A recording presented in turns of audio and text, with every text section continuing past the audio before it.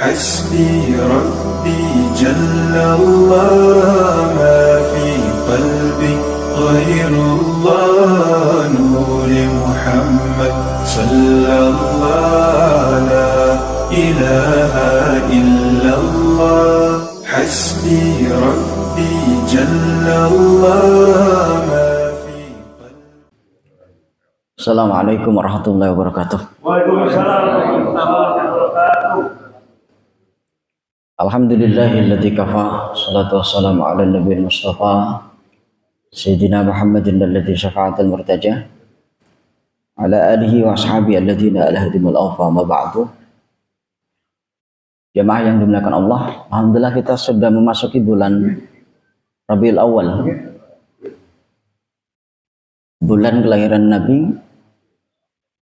Sebelum kita masuk tema terkait dengan wine halal yang kemarin, dan ada tambahan terkait dengan bahan karmin yang sekarang lagi ramai itu Pak. Jadi bahan karmin itu bahan yang diambil dari kutu daun yang kemudian dikeringkan, dan itu kemudian biasa dipakai untuk pewarna makanan, es krim, yogurt, dan seterusnya itu nanti. Karena kalau kita lihat dari Ba'sul Masail NU itu mengatakan haram, karena memang diambil dari ulat ya, kayak model ulat gitu. Dan ulat menurut mazhab Syafi'i itu kan termasuk, mohon maaf, binatang yang menjijikkan. Jadi sebagian orang kan, kalau orang Sunda bilangnya geleh ya. Jadi ini yang kemudian menyebabkan haram. Tapi sebelum masuk situ, kita akan bahas terkait dengan hal yang harus kita sebaiknya kita pahami bersama terkait dengan rebo wekasan. Yang harus kita pahami bahwa riwayat yang mengatakan bahwa di akhir bulan Safar, di pas hari Rabu itu akan turun bala 320.000 bala. Itu hanya berupa inkisab ulama. Dalam artian bukanlah hadis palsu juga bukan. Sehingga kalau kemudian itu menjadi pijakan untuk melakukan sholat terbawakasan itu nggak bisa. Artinya kita dengan hadis dhaif kemudian melakukan sholat aja nggak bisa. Kenapa? Karena dalam konteks ibadah itu minimal yang kita menjadi pijakan itu adalah hadis hasan, minimal. Beda dengan nanti kaitan dengan fadhailul a'mal. Fadhailul a'mal itu adalah kaitan dengan motivasi, kaitan dengan nggak apa-apa. Ketika kemudian kita ngambil hadis dhaif, selama hadis dhaif itu tidak bertentangan dengan atasnya. Contohnya dalam Al-Quran dinyatakan, contoh wabdaghi fima atakallah, kemudian walatan sanasibaka minad dunya. Itu kan perintah bagaimana kita supaya mencari anugerah Allah, mencari akhirat dengan tanpa melupakan dunia. Maka kemudian hadis riwayat Imam Delami, kemudian Imam Ibnu Asyakir mengatakan laisa bi khairikum man taraka dunya li akhirati wala akhiratu li dunya hatta yusiba minhuma fa inna dunya balaghun. Kemudian fala takunu kalla 'alan nas. Jadi bukanlah orang yang terbaik dari kamu sekalian adalah orang yang ingin menggapai akhirat dengan meninggalkan dunia, atau ingin menggapai dunia dengan meninggalkan akhirat. Kerja tapi nggak sholat, nggak apa, itu nggak benar gitu. Atau sholat saja tapi nggak kerja, itu juga nggak benar. Jadi orang yang terbaik itu adalah orang yang mampu, ya artinya sholat ya tetap sholat, zakat ya tetap zakat, puasa tapi kerja juga tetap gitu. Dua-duanya. Maka kemudian fa inna dunya balagh, dunia itu adalah sekedar media kita menuju akhirat. Artinya harusnya apa yang kita kerjakan, apa yang kita bekerja itu, ya Allah, saya bekerja tujuannya supaya apa? Supaya saya bisa hidup mapan, supaya saya bisa berbagi, supaya istri saya menutup aurat, anak-anak saya bisa memperoleh pendidikan yang layak. Itu harusnya begitu kerja itu. Karena itu media. Karena apa yang kemudian dilakukan itu adalah bagian daripada supaya di akhirat itu ya menjadi orang yang kemudian ya diakui oleh Allah sebagai hamba yang taat. Maka ketika hadis itu dikaitkan dengan wabtaghi fima ataka, itu ternyata nyetel. Jadi kalau yang begini nggak apa-apa, tapi bukan kaitan dengan sholat dan sunnah, tapi itu sebagai motivasi atau etos kerja, itu nggak apa-apa. Ya. Nah, terkait dengan rebowokasan, maka secara tegas Rasulullah SAW melalui hadis riwayat Imam Al-Bukhari, beliau mengatakan la adwa wala tiyarata wala hamata wala safara wa firra minal majdumi kama tafirru minal asad. Jadi tidak ada penyakit yang menular karena adanya bulan gitu. Artinya jangan kita kaitkan kalau bulan Safar itu berarti bulan di mana penyakit menular di mana-mana. Kalau bulan Ramadan bulan Safar itu bulan sial. Itu nggak ada. Ya. Kemudian kita juga tidak boleh kemudian percaya pada ramalan orang gitu. Nanti akan begini kiamat tahun 99 kemarin kan nggak wujud juga, Pak. Kemudian tidak ada kesialan karena burung hamah. Jadi kalau orang kan dulu mengaitkan dengan burung yang tit itu kan kaitan dengan kematian. Itu nggak ada. Kemudian tidak ada bulan sial di bulan Safar. Wala Safar itu. Jadi nggak ada itu. Nah, tetapi kalau kemudian ada sebagian masyarakat di bulan Safar karena mungkin sekarang lagi El Nino dan seterusnya dikaitkan dengan kondisi kemarau yang itu kemudian orang tersebut melakukan sholat bukan karena bulan Safar itu, Pak, tapi karena kaitan dengan kejadian itu nggak apa-apa. Atau mungkin karena ini kalau kita lihat dari ungkapan Imam Al-Munawi ya dalam kitab Faidul Qadir ini dalam juz 1 halaman 62,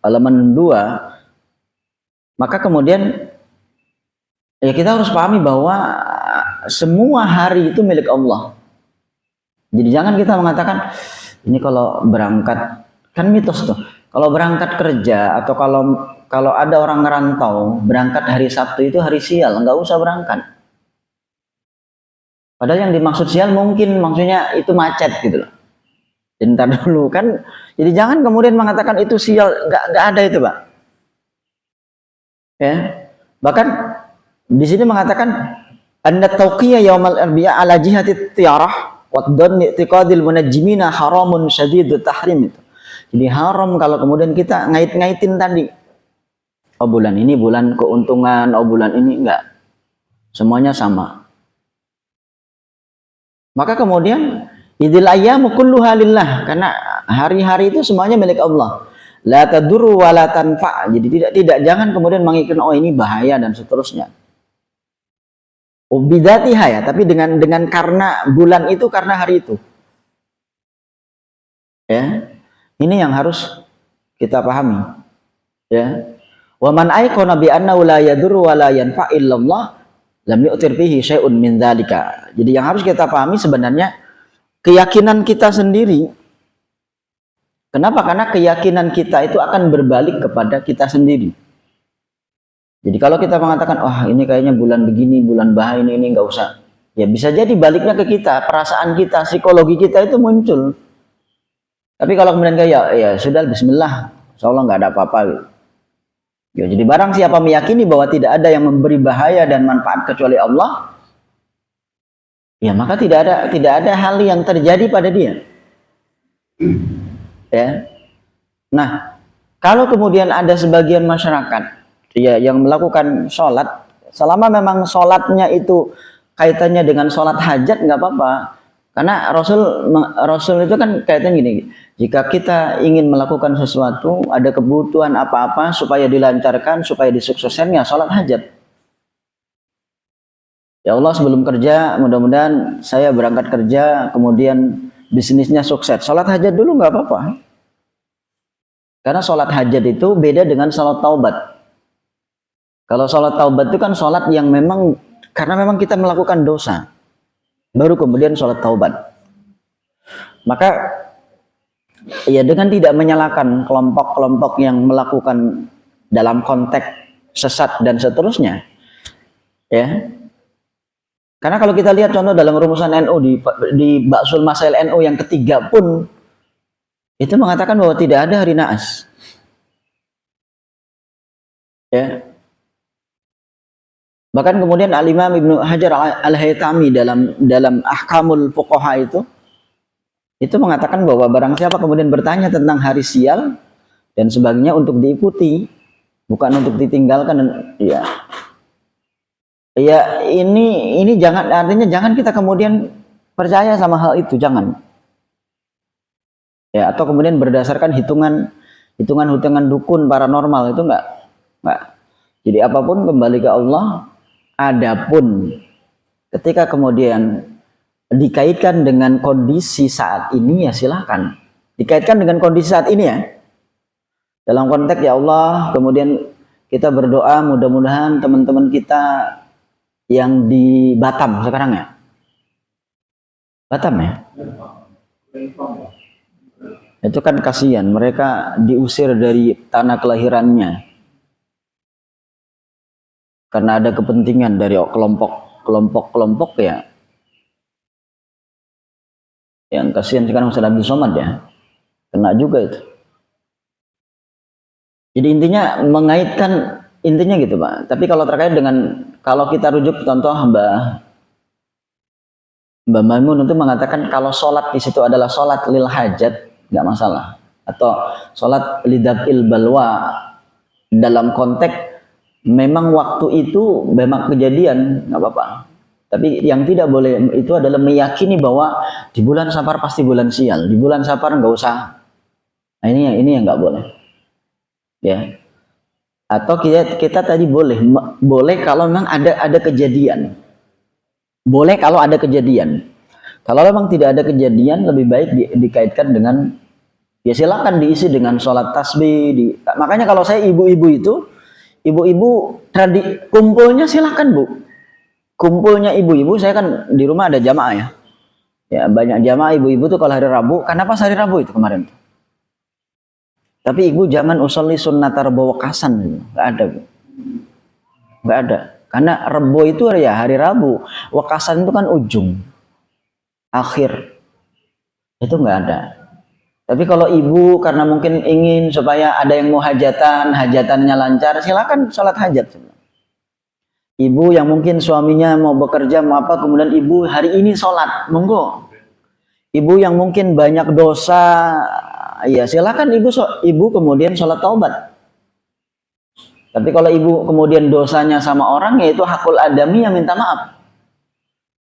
Saya di rumah begitu, sama ketika kemudian nanti di bulan Sya'ban pun saya bilang tidak ada usolli sunnatan nisfu Sya'ban, tidak ada.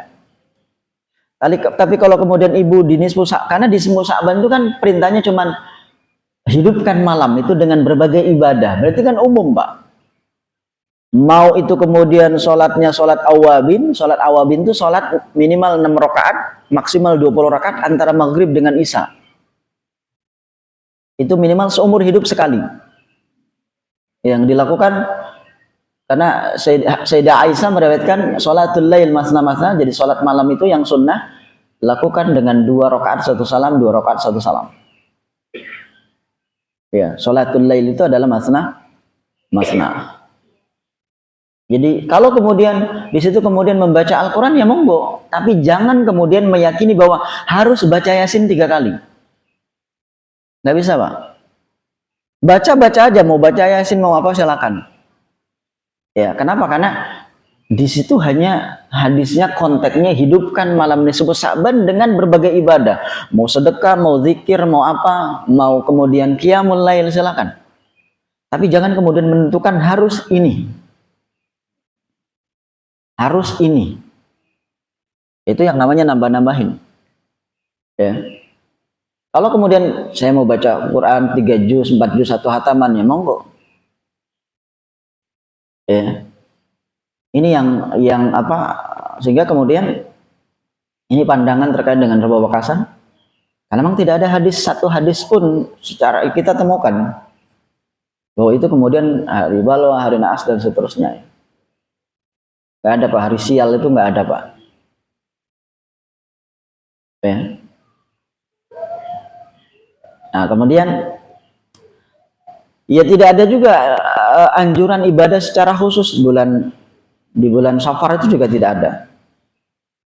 Kalaulah kemudian itu adalah bagian daripada inkisyaf seorang sufi, itu adalah bagian, bisa jadi ini yang disebut dengan intuisif ya. Intuisif itu berarti pengalaman pribadi yang kemudian tidak bisa dijadikan sebagai pijakan harus sholat. Ya. Maka sebagian kelompok kemudian boleh kalau kemudian tadi sholat hajat lidafil bala yang dikaitkan dengan kondisi saat ini. Nggak apa-apa, dikaitkan dengan kondisi real saat ini, ya itu nggak masalah. Ini pemahaman saya, Pak ya. Artinya kita bisa diskusi terkait dengan rebah wekasan tadi. Bahkan kalau saya lihat dalam kitabnya, kumpulan kitabnya Hadratus Syekh Ki Hasyim Asy'ari langsung mengatakan haram. Langsung haram itu, Pak. Ki Hasyim Asy'ari itu mengatakan Hadratus Syekh haram. Saya bawa membaca itu lumayan tebal segini nih Pak, kumpulan kita karya beliau itu. Saya tahun 2010 saya pas muktamar NU di Lirboyo saya hadir karena pas 1 abad di Lirboyo ya, bukan muktamar mah 99 saya masih di Lirboyo. Itu sebagai pengantar ya, jadi ya kita bisa diskusi kalau hal yang tidak ada kurang berkenan monggo lewat WA lah. Ya, kita masuk pada tema terkait dengan kemarin. Kemana? Bentar. Ya, ini bahasan yang kemarin belum selesai. Jadi kalau kita merujuk pada fatwa MUI nomor 11 tahun 2009 terkait dengan hukum alkohol, maka dalam MUI itu kemudian dinyatakan bahwa setiap khamr mengandung alkohol. Ya, setiap khamr itu pasti mengandung alkohol. Namun tidak semua alkohol itu dikategorikan khamr. Ya. Kenapa? Karena pada umumnya khamr itu kemarin sudah dijelaskan, khamr itu adalah minuman-minuman yang terbuat dari perasan anggur, perasan kurma, atau perasan kismis.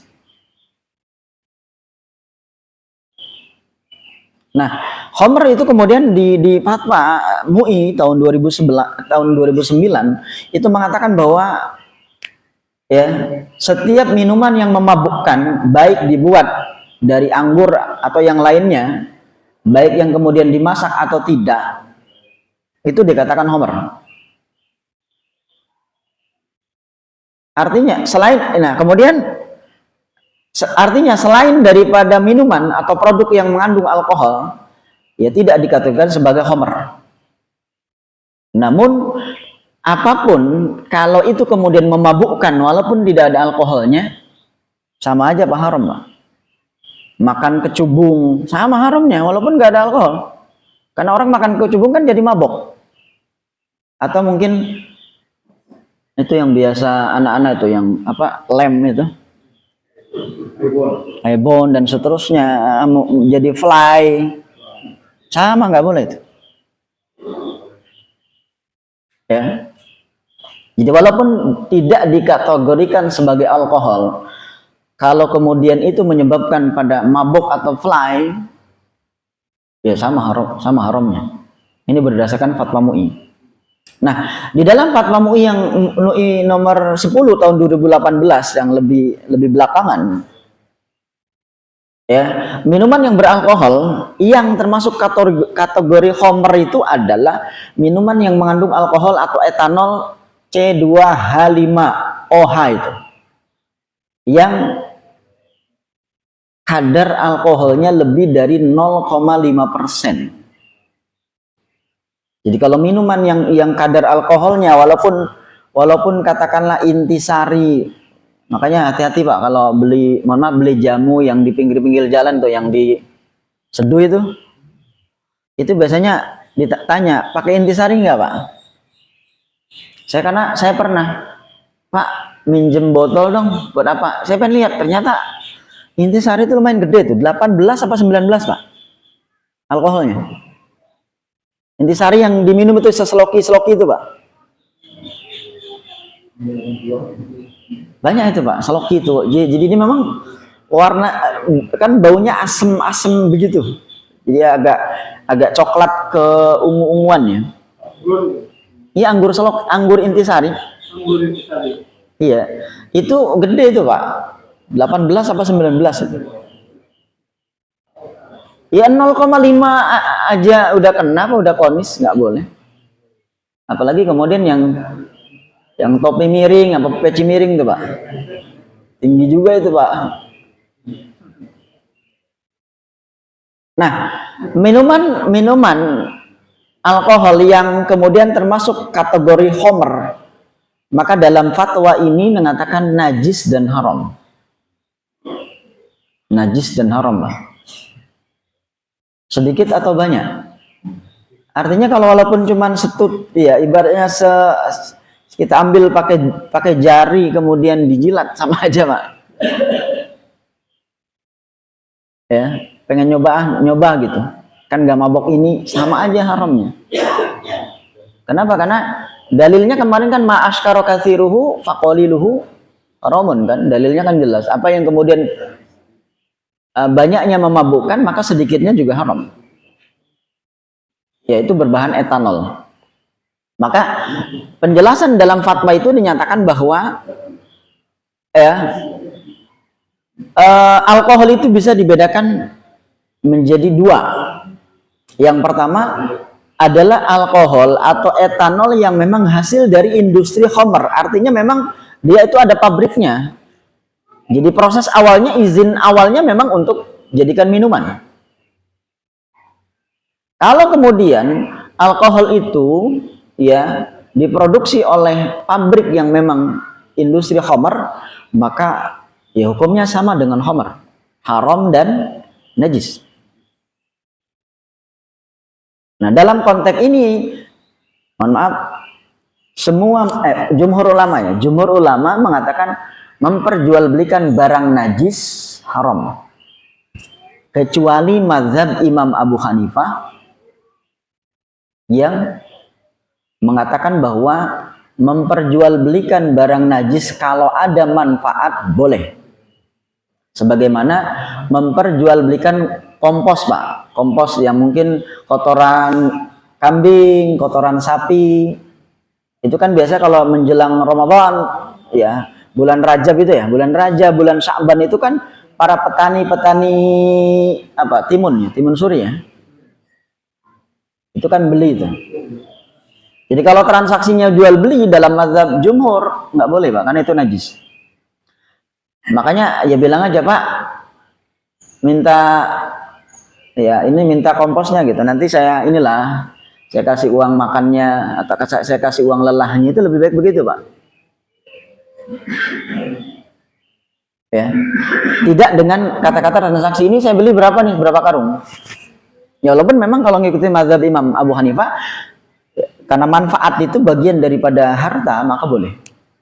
Kemarin kan sudah jelaskan bahwa apa-apa yang bisa memiliki manfaat itu kan harta. Semisal walaupun tidak berwujud materi, semisal pulsa kan kemarin tuh. Pulsa itu harta. Kenapa? Karena pulsa itu bisa dimiliki, bisa diambil manfaat, bisa disimpan. Maka itu termasuk kategori unsur harta. Karena unsur harta itu kan ada 6. Nah, kemudian yang kedua, kembali ke masalah berdasarkan fatwa MUI tadi, bahwa alkohol, yang kedua adalah alkohol atau etanol yang memang produksinya diambil dari non-khamr. Contoh, alkohol yang memang dibikin untuk obat-obatan. Yang pada umumnya kan karena memang alkohol itu kan bukan untuk dikonsumsi, tapi untuk obat luar. Kalau untuk obat luar, untuk luka dan seterusnya nggak najis, Pak. Jadi kalau Bapak mau sholat, kemudian karena memang ada luka, takut luka itu keluar darah, kemudian sebelum ke masjid atau sebelum sholat dikasih alkohol itu, yang warnanya putih itu, Pak, yang untuk obat-obatan, nggak apa-apa, Pak, nggak najis. Artinya kalau kemudian sholat, ya nggak apa-apa. Tuh, jadi alkohol yang memang hasil sintesis kimiawi ya, berbahan dasar petrokimia yang memang kimia itu enggak, ya hasil industri fermentasi non khamr itu enggak apa-apa, hukumnya tidak najis, ya. Tapi kalau diminum sama aja, Pak. Baik, parfum nanti kita bahas, Pak. Parfum itu nanti di belum, Pak, belum. Nanti, Pak.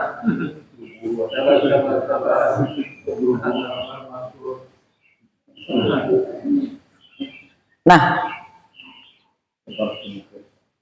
kalau kemudian itu dipakai untuk pada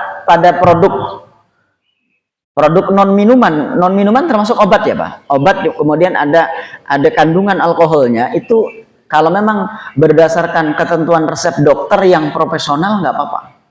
Walaupun lebih dari 0,5. Kenapa? Karena unsur alkohol yang ada pada obat itu adalah hanya supaya obat tersebut tidak mudah rusak.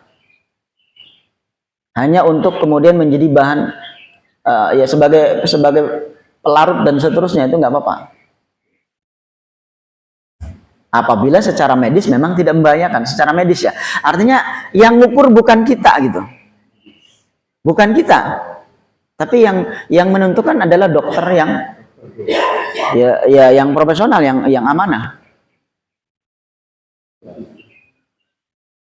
Karena memang ada sebagian kemudian yang anak-anak kecil itu kan dia ada yang kemudian obat tidurnya pakai apa? Pakai narkoba, ada juga, Pak. Nah, itu nggak boleh. Karena kemarin di daerah Kebon Pedes itu ada dokter yang dia kandungan pakainya ternyata narkoba, Pak. Jadi setelah minum itu anak pasti tidur terus itu, Pak. Setelah dicek, akhirnya kan ditutup itu, Pak. Sampai ditutup. Ada itu Kebon Pedes yang deket-deket rel ya, agak arah apa? Arah Al-Hijri itu, Al-Hijri yang air mancur. Nah, yang kemarin terkait dengan wine halal atau nabid itu kan kemarin sudah jelaskan bahwa ternyata kandungan nabidnya siapa? Benny Mulyanto ya, yang dibuat oleh Benny Mulyanto ternyata bukan 0%, Pak, tapi 8,84% itu alkoholnya. Berarti kan melewati ambang batas 0,5 itu. Dan ini uji lab dan bukan satu uji lab. Ternyata uji lab yang lain juga mengatakan bahwa kandungan nabid yang dinyatakan halal oleh Benny Mulyanto itu ternyata bukan 0%, Mbak. Makanya kemarin sudah dijelaskan bahwa fatwa terkait halal itu kan bisa jadi berangkat dari nama. Jadi kalau namanya mie setan itu nggak bakal, Pak. Sambal setan, sambal iblis itu nggak bakal ada sertifikasi halal itu, Pak. Nggak ada. Makanya halal itu kan ditentukan dari nama dan ditentukan dari bahan. Walaupun namanya halal, tapi kalau memang bahannya tidak halal ya tidak halal juga, Pak. Ini lab wali santri juga, Pak. Ini sama anak saya dengan anak beliau sama-sama ya satu. Saya juga dapat langsung dari dia, langsung dari yang punya lab ini, daerah Yasmin yang dekat dengan rumah sakit itu Hermina. Nah, kemudian kita bahas terkait dengan penggunaan alkohol pada makanan. Ya. Nah, kita akan bisa melihat bahwa memang sudah diatur, sudah ditetapkan terkait dengan penggunaan alkohol pada makanan sebagaimana yang ada dalam Fatwa MUI ya, nomor 40 tahun 2018 itu terkait dengan penggunaan alkohol. Ya. Pada makanan. Kita fokusnya pada obat karena kalau pada makanan jelas, Pak. Jadi kalau kita makan makanan yang langsung kemudian ditambah dengan wine walaupun satu seloki kecil, katanya untuk makanan itu lebih hangat, kan gitu loh. Yang kemudian sampai mohon maaf ketika dimasak pun itu ada api yang di atasnya itu jelas haram, Mbak. Makanya hati-hati itu. Saya lupa di daerah Yasmin itu ada itu, masih ada yang kalau dari rumah itu sebelah kanannya ada memang rumah sakit yang memang pakai ini. Lupa namanya itu, deket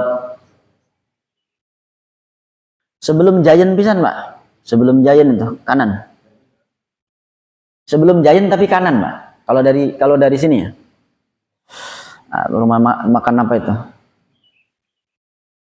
Jadi dia memang dicampur dengan wine. Dan tapi ya ramai terus, Pak.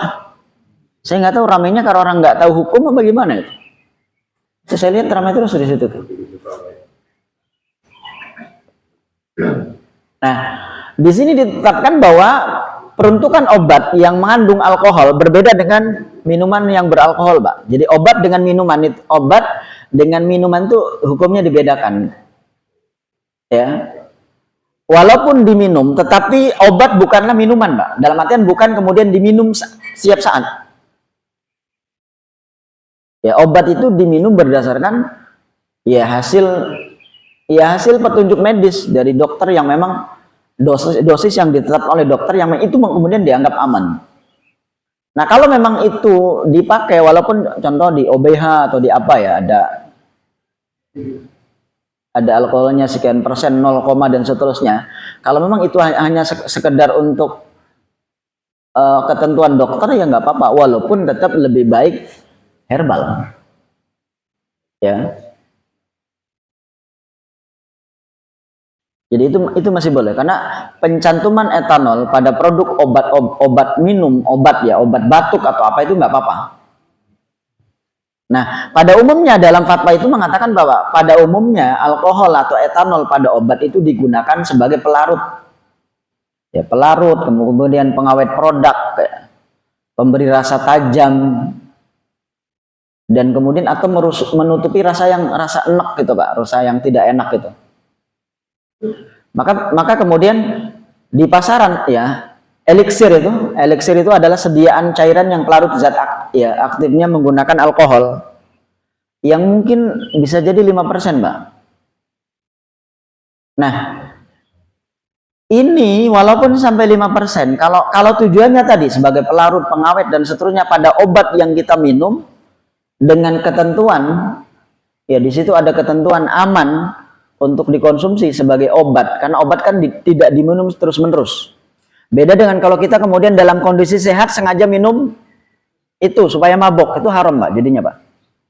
Dalam kondisi sehat sengaja minum, contoh napasin dicampur masukkan ke Sprite. Kan begitu, Pak. Itu tetap. Walaupun Sprite halal, napasin katakanlah halal, kalau itu kemudian atau kemudian pakai nano-nano dan sejenis permen supaya kita mabok ya tetap haram, Pak. Ya. Nah, kita kemudian masuk pada kosmetik. Alkohol yang kemudian dipakai pada kosmetik. Ya. Sama, Pak, di Fatwa MUI nomor 11 tahun 2018 juga terkait dengan produk kosmetika yang mengandung alkohol. Intinya dalam fatwa ini ya, fungsi alkohol dalam produk kosmetik kan seperti skincare itu ya. Itu kan fungsinya sebagai pelarut sama. Ya, antiseptik dan seterusnya, pengawet dan seterusnya. Jadi intinya di sini dinyatakan ya tergantung bahannya tuh, Pak. Di sini fatwa itu menegaskan bahwa penggunaan kosmetika untuk kepentingan berhias hukumnya boleh, tapi dengan syarat. Syaratnya adalah bahan yang digunakan adalah halal dan suci. Makanya nanti kita lihat karmin itu seperti apa nanti ya. Karena karmin kan diambil dari kutu-kutu yang ada pada daun. Jadi kalau memang bahan dasarnya adalah suci dan tidak membahayakan, dalam fatwa nomor 11 tahun 2018 itu mengatakan boleh. Atau mungkin dalam fatwa yang lain fatwa 26 tahun 2013 ya itu boleh. Makanya dilihat dari bahannya. Kalau bahannya memang bahan halal, kemudian suci dan tidak membahayakan, makanya boleh. Ya, kemudian penggunaan kosmetika untuk dikonsumsi, mungkin ada yang memang ada pil-pil untuk kecantikan gitu kan ya Pak? Ya. Ya dilihat juga kalau barangnya memang bahan dasarnya ya diambil dari bahan najis ya menjadi haram, tapi kalau kemudian diambil dari bahan yang memang suci dan memang tidak membahayakan berarti boleh. Makanya dilihat dari bahannya. Ya, dilihat dari bahan atau dilihat dari apa bahasanya? Ya lihat dari komposisi ini aja Pak, lihat. Ya. Kalau kemudian ya sama kosmetika yang kemudian dikondisikan sebagai obat juga sama. Ya dilihat dari bahannya. Kalau bahannya aman dan suci ya nggak apa-apa. Nah di sini produk kosmetika untuk penggunaan luar tadi ya, penggunaan luar ya kandungan alkoholnya tidak dibatasi untuk kandungan luar ya Pak. Untuk pipi atau untuk apalah. Tapi kalau untuk untuk make up yang bibir itu kan karena bagaimanapun ketelen. Itu harus dilihat itu. Tapi kalau obat luar ya apa kosmetika luar itu nggak apa-apa, tidak dibatasi karena memang ya tidak najis. Kalau alkoholnya bukan alkohol yang produk khamr. Nah, kemudian kita masuk pada ini yang lagi ini keputusan lama baru ya, tanggal 12 kemarin ini. Tanggal 12 kemarin, jadi rumusan Ba'sul Masail NU tanggal 12 itu mengatakan bahwa makanan atau apapun yang menggunakan karmin itu ada kodenya E-120 Pak.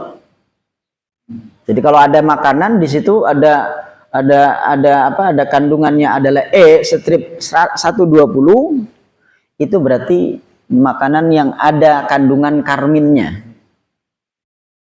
Ya. Baik untuk makanan atau kemudian sebagai make up atau tadi kosmetika. Maka dalam rumusan itu supaya dihindari. Ini dalam rumusan Ba'sul Masail ya. Nah, kemudian elatnya kenapa kemudian harus dihindari atau supaya dihindari ya? Karena karmin itu ya, itu diperoleh dari bangkai serangga atau dalam bahasa Arabnya hasarat. Jadi bangkai serangga ya tadi yang kutu-kutu daun itu kemudian diambil, kemudian dikeringkan, dijemur ya. Baru kemudian setelah kering, benar-benar kering, baru kemudian dihaluskan, Mbak. Nah, dalam konteks ini maka rumusan ini mengatakan tidak boleh dikonsumsi. Kenapa? Karena najis dan menjijikkan. Kecuali dalam mazhab sebagian, ya mazhab Maliki itu mengatakan boleh. Ya, makanya kalau dalam mazhab Maliki itu kan kodok aja halal, Pak. Mazhab Maliki itu kodok itu halal. Katak ya itu halal dalam mazhab Maliki.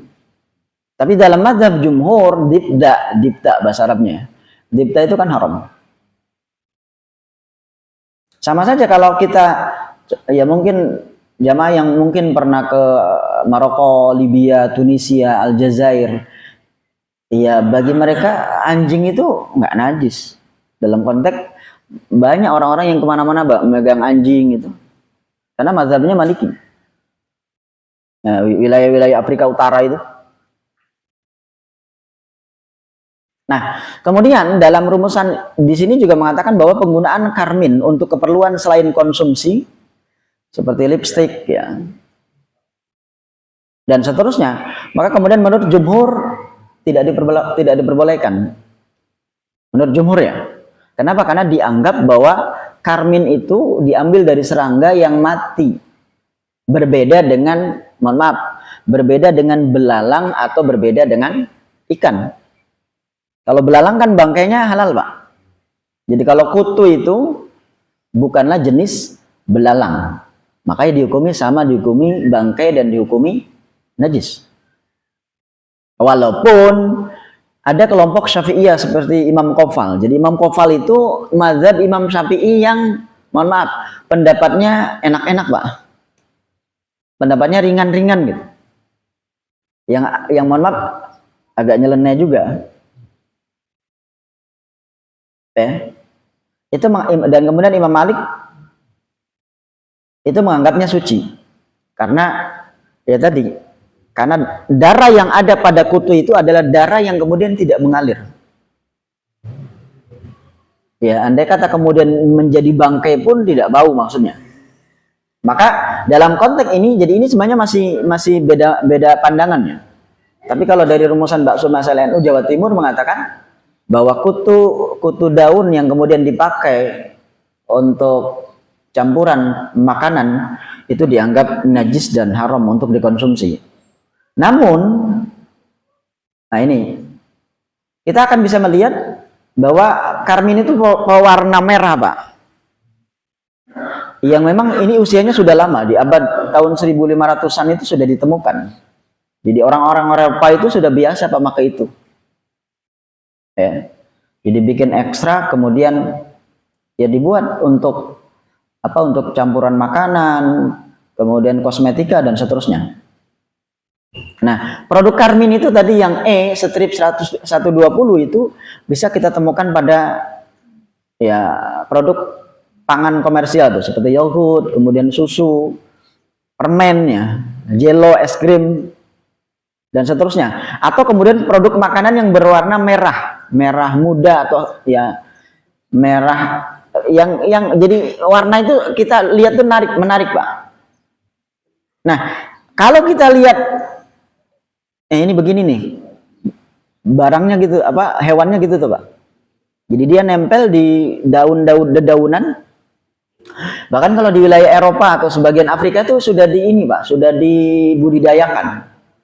Jadi mereka 1 tahun itu sekian ton dapatnya, Pak.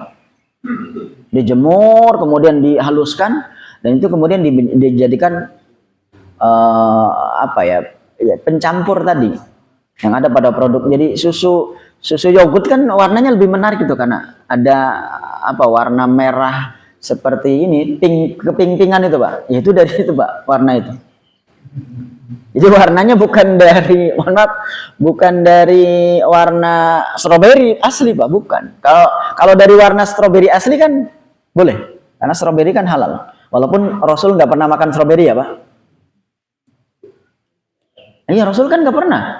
Rasul nggak pernah makan semangka. Rasul juga nggak pernah kan makan stroberi karena di Arab nggak ada, Pak. Makanya Imam Ahmad ketika beliau berkunjung diundang ke dinasti Abbasiyah disuguhi al-kumasra. Al-kumasra itu semangka atau melon. Maka Imam Ahmad nggak makan, bukan kemudian itu bid'ah ya, tapi beliau mengatakan, mohon maaf saya tidak makan buah ini bukan karena buah ini adalah haram.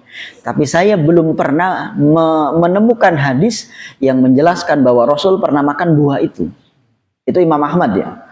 Kalau orang sekarang ya gitu kadang-kadang, ini Rasul nggak pernah melakuin, maka nggak boleh. Kita jangan ekstrim begitu ya. Jadi ini karmi ini ya. Jadi ini hewannya, Pak, yang bisa kita temukan. Maka kita akan bisa melihat karena memang sudah siang ya. Kita langsung ke ini aja, Pak.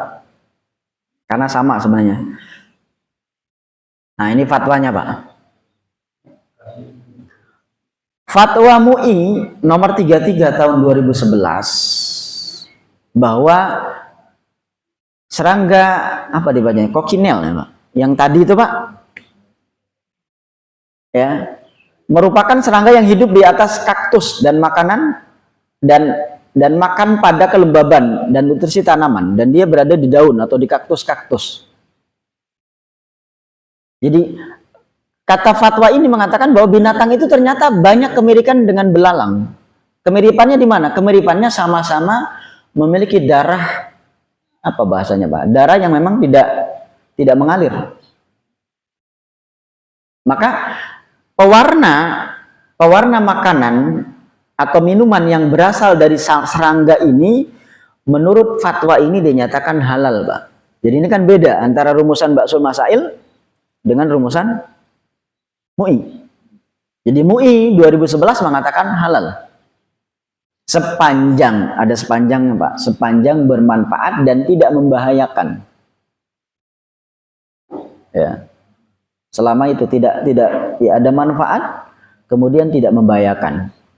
Nah, kemudian Profesor Dr. Muti Arintawati, ya, ini guru besar IPB. Ya, auditor senior FPOM itu MUI.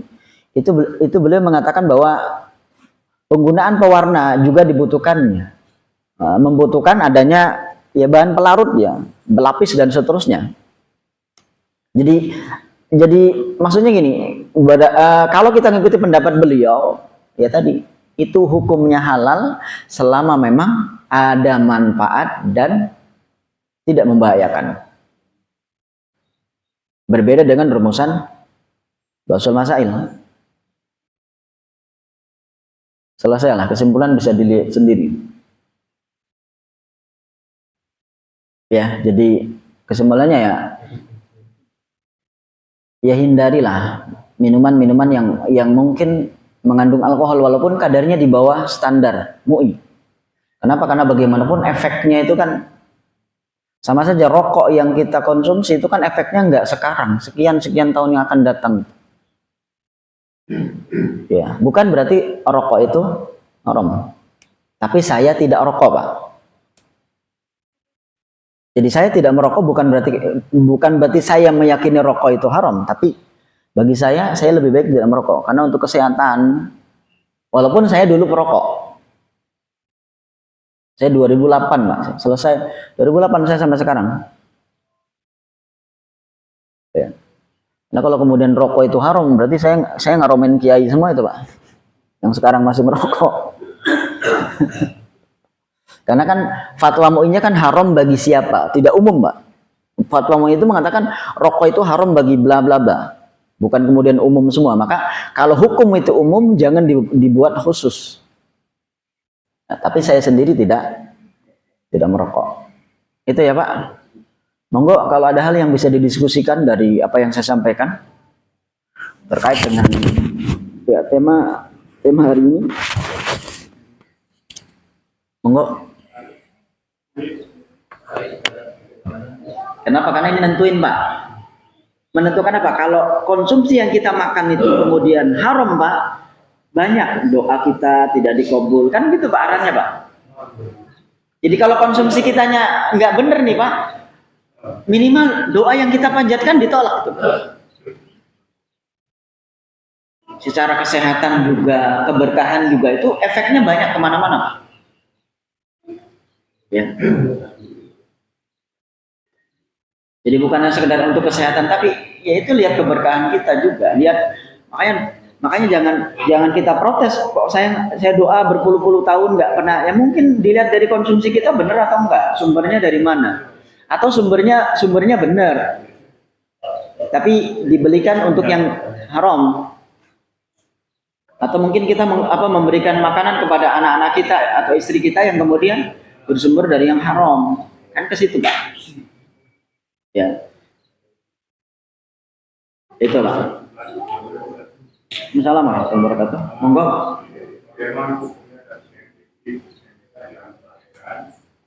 Kemudian mereka mengkonsumsi ayam yang dimasak dengan hasil fermentasi dari ketan. Ketan dibentuk. Kemudian ayam dimasak dengan airnya hasil dari ayam. Dari situ ada juga yang melahirkan. Ya. Bulan lalu begini jadi Pak Haji. Nabid itu kan kayak tadi air peyem, ya, air tape itu. Air tape itu selama memang belum berubah warna, belum berubah rasa, belum pekat, belum berjamur dan seterusnya, itu masih boleh. Peyem itu apa? Air itu. Kenapa? Karena kalau airnya haram, berarti tapenya juga haram. Kenapa? Karena fermentasi yang ada pada tape itu adalah produk makanan, bukan produk minuman yang minuman yang kemudian diproduksi untuk mabuk. Makanya air tape itu halal. Air tape itu menjadi haram kalau kemudian didiamkan 3 bulan, 4 bulan atau seterusnya yang kemudian warnanya berubah, kepekatannya berubah, sifatnya berubah dan seterusnya. Jadi kalau kemudian kondisinya masih memang seperti tape itu ya nggak apa-apa aja. Jadi yang tidak boleh itu kalau kemudian didiamkan sekian bulan, karena kalau cuma seminggu itu belum. Kalau seminggu itu belum, karena saya lihat dalam Al-Mawsu'ah Al-Fiqh Al-Kuwaitiyah itu Rasul sendiri memang terbiasa. Jadi beliau menaruh kurma ajwa di air putih nih Pak. Air putih itu beliau ditaruh sehari, 2 hari, 3 hari. Kadang juga buah lain. Kemudian beliau minum. Itu nggak apa-apa. Tapi kalau beliau melihat, oh ini sudah berjamur, oh ini tuh warnanya sudah beda, oh ini baunya bukan bau yang campuran daripada air dengan kurma, maka beliau tidak konsumsi. Makanya sehat itu. Dan itu iya nggak apa-apa. Misal minuman air putih dengan dengan jeruk nipis, itu nggak apa-apa. Selama memang belum berubah sifat dan seterusnya, dan baunya tidak menyengat seperti homer, itu nggak apa-apa. Makanya fermentasi yang memang dipakai untuk makanan nggak apa-apa Pak Haji. Selama memang tidak berubah. Karena kan yang namanya peyem itu sebenarnya kan kandungan alkoholnya tinggi Pak. Itu 10 sampai 15. Peyem yang kita makan itu beberapa lab itu mengatakan kandungan alkoholnya antara 10 sampai 15. Itu halal. Kenapa? Karena prosesnya bukan seperti proses minuman keras. Maka boleh. Karena kalau peyem haram repot Pak. Kasihan orang Bandung Pak. Produksinya. Atau orang Kuningan. Orang Kuningan dia peyemnya kan dari ketan yang pakai ember ya Pak. Ember hitam itu. Saya kalau pulang ke rumah itu kan di rumah banyak. Daerah Cirebon, daerah Kuningan. Jadi kalau fermentasinya memang untuk makanan itu boleh. Yang tidak boleh itu kalau tadi Pak. Yang tidak boleh itu kalau kemudian langsung dicampur dengan wine atau apa yang dimasaknya itu. Mau seseloki, mau satu sendok sama nggak boleh. Itu Pak Haji ya. Jadi maka dilihat dari bahan awalnya dan memang untuk apa. Ya, itu terima kasih atas pertanyaannya. Sudah jam 6 ya Pak. Saya juga ada agenda lagi ke Cibinong. Ya, marilah kita tutup taklim kita hari ini dengan membaca surat Al-Fatihah. Mudah-mudahan ilmu yang kita pelajari hari ini jadikan Allah sebagai ilmu yang bermanfaat. Kemudian silaturahmi kita ke masjid itu dijadikan Allah sebagai silaturahmi yang bisa mengantarkan kita menjadi usianya bertambah. Kemudian rezekinya juga bertambah. Al-Fatihah. A'udzubillahi minasyaitonir rajim. Alhamdulillahirabbil alamin. Iyyaka na'budu wa iyyaka nasta'in.